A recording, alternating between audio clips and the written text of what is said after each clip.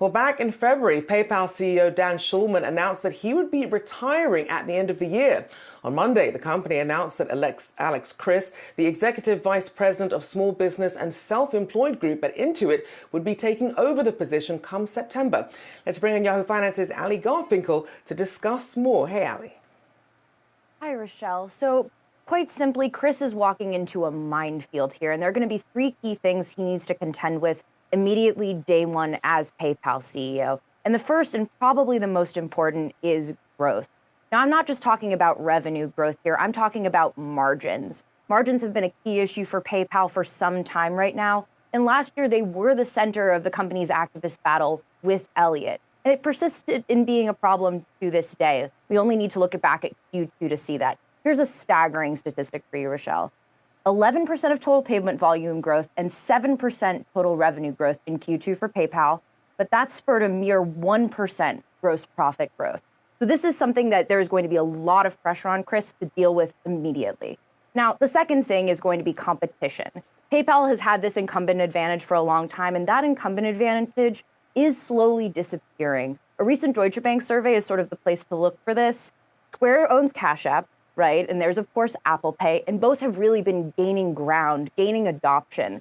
For instance, in the past year, respectively, Cash App and PayPal reached 46% and 31% adoption. Those are spikes of high single, low double digit since the year prior. The last thing to consider, of course, here then is the shoes, of course, that Chriss will be filling. Dan Schulman, the CEO of PayPal, has been the CEO of PayPal since 2014 when it went public as spinning off as its own company from eBay. And Schulman kind of isn't just any CEO. He really is a legend in his own right. And Chriss is going to be filling his shoes at a moment when the company's stock hasn't done well, even amid a broader tech rally. To that end, Rochelle, PayPal stock at the moment I sat down in this chair is down 17% year to date. So then digging into this then, just how important has Schulman been to the financial services landscape during his tenure?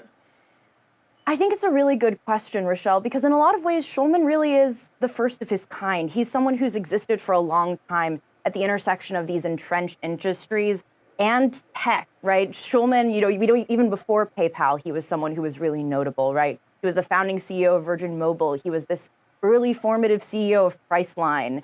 This is almost, in the case of Schulman, like a tech founder stepping aside. That's how associated he has become with PayPal. And this isn't just a succession to, it really is signaling a new era. And Schulman himself has also, I think it's not an exaggeration to say Schulman's been a cultural figure in a lot of ways. I was talking to our executive editor, Brian Sozzi, about this today, and we both were like, man, have we ever seen him without his cowboy boots on? He also became one of the first CEOs to practice martial arts in a really public way. I believe he practices Krav Maga. So it's the sort of thing where Schulman himself has come to represent a lot. And I don't think it's an exaggeration even to say that he's someone who has helped reshape how we think about American capitalism, payments, and tech. I mean, you mentioned Krav Maga. I can think about that face-off between Musk and Zuckerberg here. Maybe a new contender enters the ring here as he takes the helm here at PayPal. Great always to get your updates, our very own Allie Garfinkle.